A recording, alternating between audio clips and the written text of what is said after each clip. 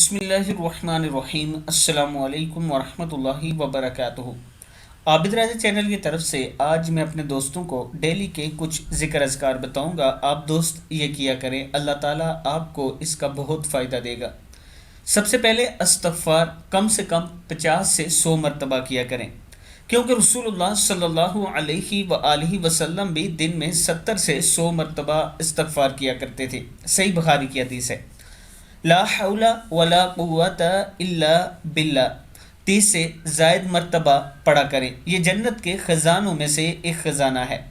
हस्बुनल्लाहु व निअमल वकील 31 से 33 मरतबा पढ़ा करें। हज़रत इब्राहीम अलैहिस्सलाम ने पढ़ा जब इन्हें आग में फेंका जा रहा था तो अल्लाह ताला के हुक्म से आग गुलो गलजार बन गई। सही बुखारी की हदीस है। या हय्यु या क़य्यूम बिरहमतिका अस्तगीसु 20 से 22 मरतबा पढ़ा करें। रसूलुल्लाह सल्लल्लाहु अलैहि व आलिहि वसल्लम को जब कोई मुश्किल मामला पेश आता तो पढ़ते। तिरमिज़ी की हदीस है।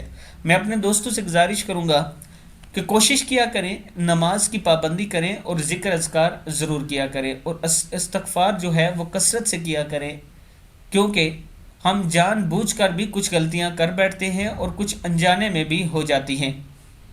इसलिए अपने रब को राज़ी रखा करें और अल्लाह ताला राज़ी ही इस्तग़फ़ार से होता है। हम जितना इस्तग़फ़ार करेंगे उतना हमारा रब हमसे राज़ी होगा। इसके साथ एक छोटी सी गुजारिश है अपने तमाम दोस्तों से कि नैयर वसीम साहब के वालिदैन के लिए आपने ज़रूर दुआ करनी है कि अल्लाह ताला उन्हें जन्नतुल फिरदौस में जगह दे। और मैं अपने तमाम सब्सक्राइबर के वालिदैन के लिए दुआ करता हूँ कि अल्लाह ताला जिनके वालिदैन ज़िंदा हैं उन्हें लंबी ज़िंदगी और सलामती वाली ज़िंदगी अता फ़रमाएँ, और जिनके वालिदैन फ़ौत हो चुके हैं अल्लाह ताला उन्हें जन्नतुल फिरदौस में आला जगह अता फ़रमाएँ। अस्सलामु अलैकुम वरहमतुल्लाहि वबरकातुहू।